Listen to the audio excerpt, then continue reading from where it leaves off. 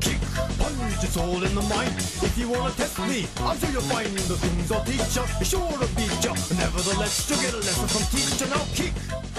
If you couldn't already tell, I love music games. I've been making a decent amount of videos critiquing the Guitar Hero and Rock Band series, and many of you guys are fans of BathroomGamers because of my music game videos. But today, we're gonna take it back to the beginning and review one of the very first music/rhythm games ever made. In 1996 in Japan and 97 for the rest of the world, Sony released what is widely credited as the very first modern music game for the original PlayStation about a paper-thin rapping dog with a magical spirit. So to celebrate the game's 20th anniversary, we have PaRappa the Rapper. Does the granddaddy music game still hold up 20 years later? In short, no. But let's see if the charm and spirit of PaRappa can make this remaster worth the price of admission.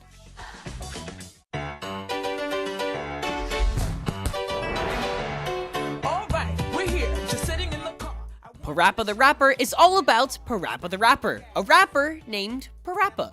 PaRappa has a mega crush on his flower friend Sunny Funny, and your main objective of the game is to accomplish certain goals in order to increase your chance of winning Sunny Funny's heart. From learning how to drive, how to bake a cake, and even going to the bathroom to take a piss, which as you can tell is my favorite part of the game, to accomplish these tasks and to impress Sunny Funny, you have to use the power of rap. You'll be doing one of two things in PaRappa the Rapper: rapping or watching cutscenes. These pre-rendered cutscenes are terrible, there's no beating around the bush. They have been untouched by the developers that remastered the game, and they're so low res that they still look terrible even in the small box we're forced to watch them in. The animation is horrendous, the voice acting is cringe, the writing feels very last minute, and the timing of jokes, conversations, and basically everything else is terrible. 3D animations were never that great in the 90s, but even the animated shorts that play in non-updated bowling alleys look better than this.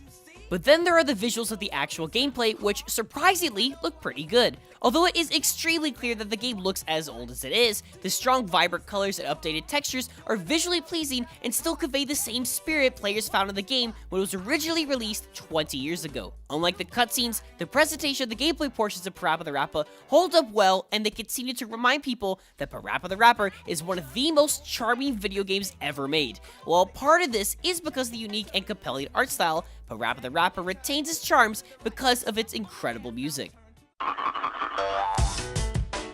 The soundtrack is made up of upbeat and extremely addictive hip-hop beats with different kinds of rap playing on top. While the writing for these raps are incredibly PG and sound like they can be featured on many different kids shows, instead of coming across as childish, somehow they are instead compelling songs that keeps your head bopping and they never cease to plant a smile on your face. And although the rapper's energy and articulation are top-notch, PaRappa still sounds like an energetic male version of Siri. Regardless, these songs are incredibly catchy, and I find myself rapping random verses of these songs randomly throughout my life. From the fantastic opening song with Chop Chop Master Onion, to the Jamaican-style rap about selling junk, and the upbeat piano hip-hop combo about learning how to drive, PaRappa the Rapper's music will forever stick with you, as it is uplifting, catchy, and brightly positive.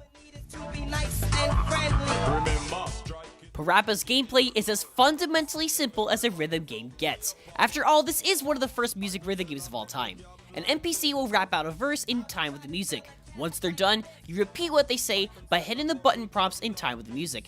And that's basically it. No long notes, special combos, or any other mechanic. Just hit the buttons in time with the music. Unfortunately, you'll feel like an idiot the first time you play PaRappa the Rapper because the game never communicates how many bars a given verse will be, meaning the game will ask you to click the corresponding buttons either immediately afterwards or a few seconds after the line has been said. This was a major problem in the first and last level of the game, and the only way to get over this issue is to simply memorize how the song works. While fundamentally simple, this wouldn't be such a bad thing if it wasn't for a game-breaking problem: input lag. There is no calibration system in this remaster, meaning you cannot get through the game by hitting the buttons to the beat of the music, which is how a rhythm game is supposed to work. Having no calibration system in a music game is absolutely unacceptable, and even though many music games didn't have a calibration option before Guitar Hero 2 was a thing, there is no excuse for the remastered version of this game to not have been updated with one. Especially in the 4th level where you need to make a cake, PaRappa the Rapper is unplayable. Being penalized for properly hitting notes on beat with the music because the music isn't on time with the visuals is unacceptable. It's a shame to have such a small problem ruin the entire experience, but a music game needs to have rhythm.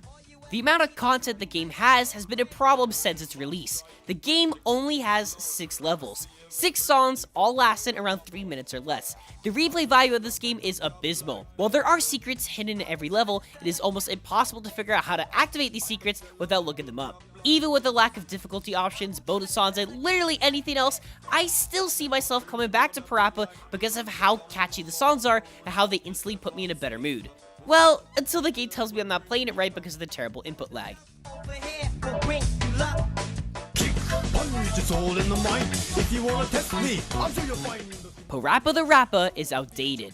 The visuals of the cutscenes are horrific, the UI is an incomprehensible mess, the gameplay is as simplistic as it could get, and there are only 6 songs with barely any additional content. But the worst contender of them all is the input lag. PaRappa the Rapper Remastered could have been the perfect way for a new generation of gamers to be captivated by a game with such a compelling sense of style. But unfortunately, because they didn't add a calibration option, the game is basically unplayable.